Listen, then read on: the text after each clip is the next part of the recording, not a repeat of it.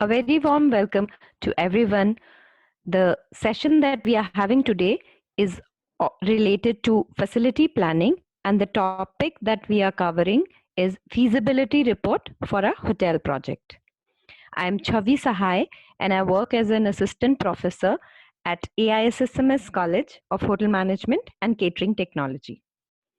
So, the learning objective of today's session are first to learn about the importance of feasibility report, and secondly, to learn the various aspects that are covered in a feasibility report. So first we come to understand what is the meaning of feasibility. What does it mean?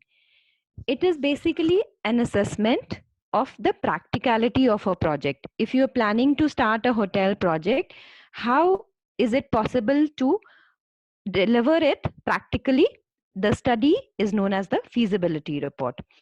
It also assesses the viability and profitability of the project.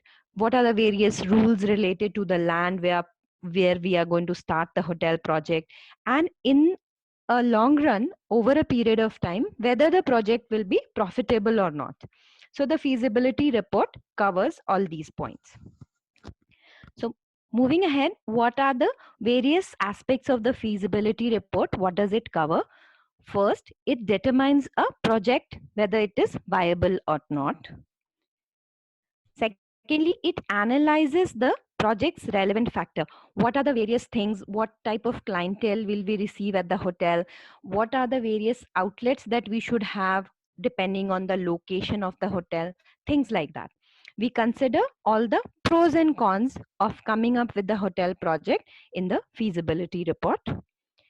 Next, it covers all the crucial information that is in connection with the hotel project that we are planning. It assesses again the viability and profitability of the hotel project. It answers two very important questions. That is the main reason for us to go ahead with the feasibility report. First, do we have the people, the tools, technology, and resources necessary to make this project succeed? It is a reality check for us. And second, will the project give us the return on investment?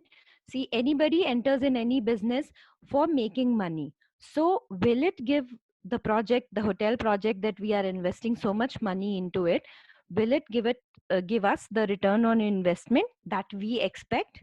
So that is covered in the feasibility report. Now, what are the various sections that are involved in the feasibility report? First would be a location analysis. Suppose we are coming up with a very commercial hotel for a business travelers. So the location that we've decided, how feasible is it related to the type of hotel that we are coming up with? So it will do an analysis of the location. Second, it will calculate the total cost. It is a rough estimation, but quite near to the cost that we will incur in building this hotel. Then it will also tell you about the local hotel supply and demand investigation. Is there a demand for this kind of hotel? Would the clientele be looking for this kind of a hotel based on the location and the structure that we are coming up with? Then it will also give us the room rates and year-round occupancy level. This kind of a hotel, this kind of clientele, what would general occupancy be in the entire year? Next, it establishes a hotel revenue sources. How many sources will we get the revenue from in this hotel that we are planning to go ahead with? It again stresses on the ROI, which is your return on investment, that the investment, the amount of money that you will put in, what return should you expect over a period of time. Now we come to goals of feasibility report. Why should we go ahead with the feasibility report? What does it achieve? It covers all the aspects of the project, starting from the location to the building and to the final completion. Then it also highlights any potential problems that may arise in the future.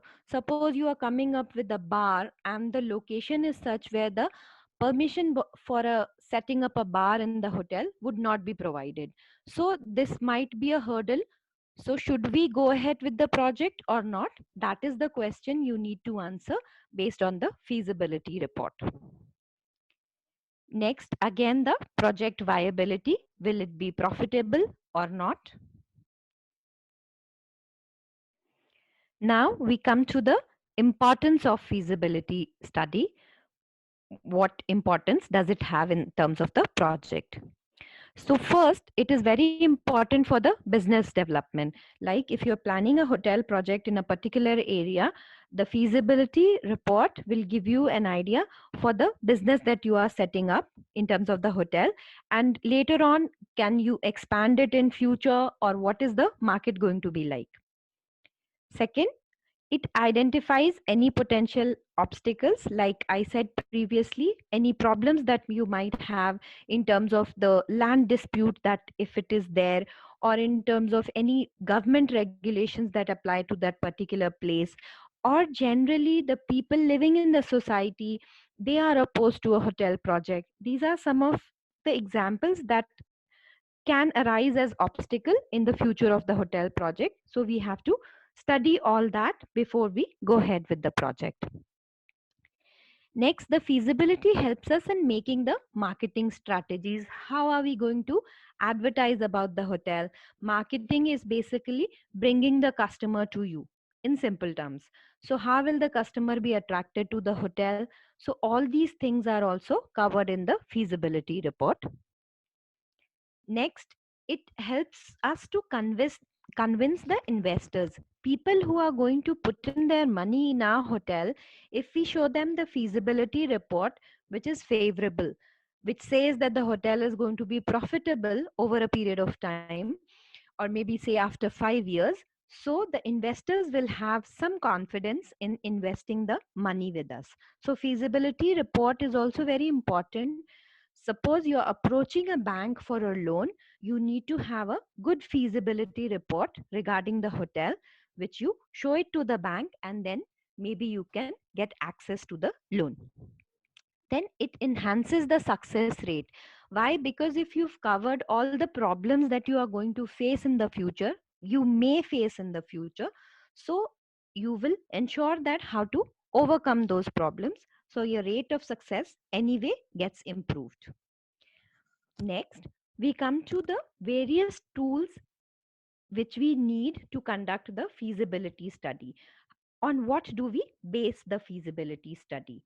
First, we take a feedback from all the stakeholders, people in general, the people who are going to be investing money with you, the board of directors of the company that is coming up with the hotel project, and so on.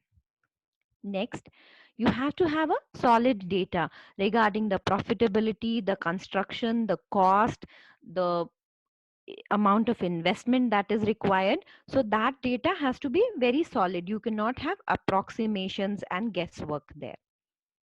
Next, you have to conduct a very thorough market survey or a market research regarding the hotel project that you plan to come up with. Then you need to have a business plan. How are you going to conduct the business, starting from selecting a location till when the hotel becomes operational, and how are you going to ensure that the business will start returning the money, or it will start giving you return on the investment that people do in your hotel project.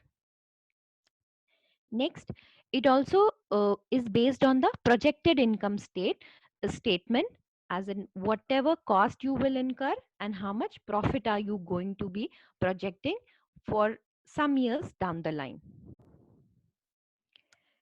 And the last tool for conducting the feasibility study is your opening day balance sheet.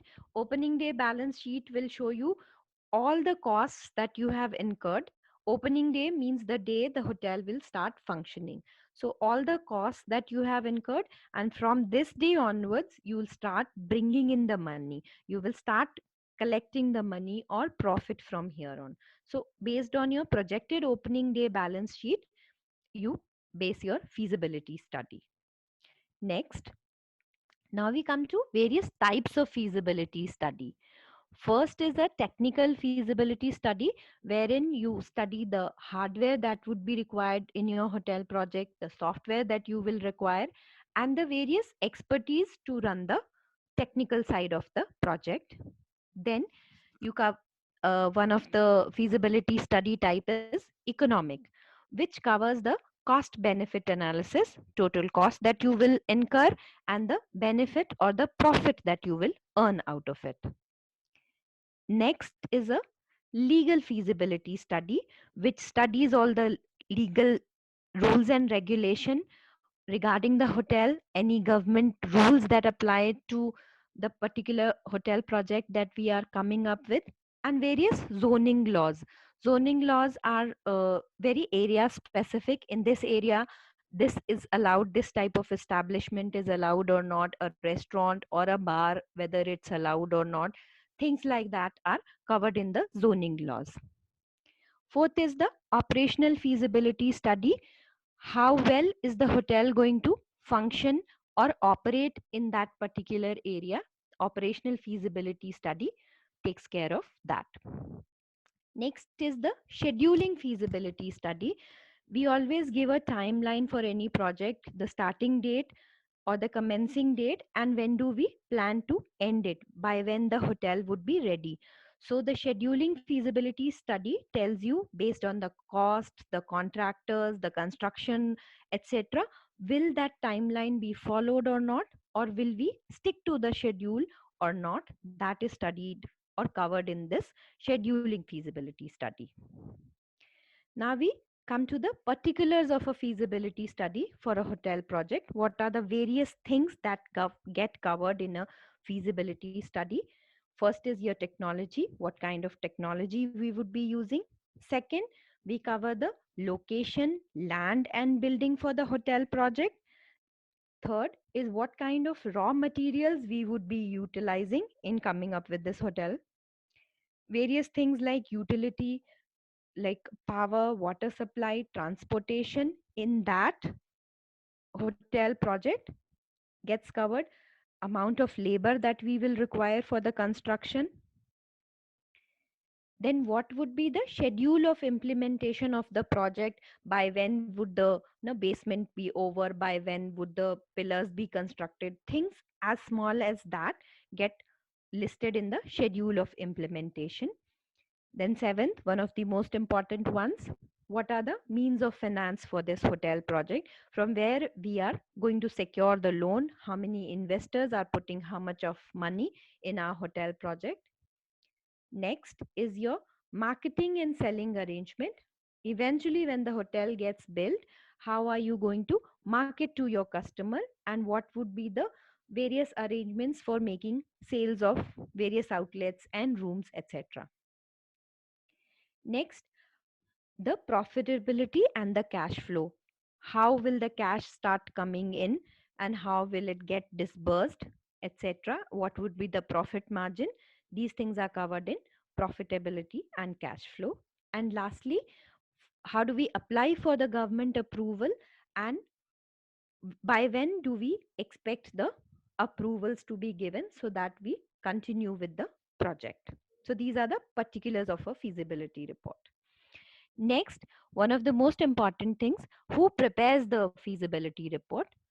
Feasibility report is prepared by the professionals or specialists like a chartered accountant, or there are very specific consultancy firm that undertake the preparation of feasibility report.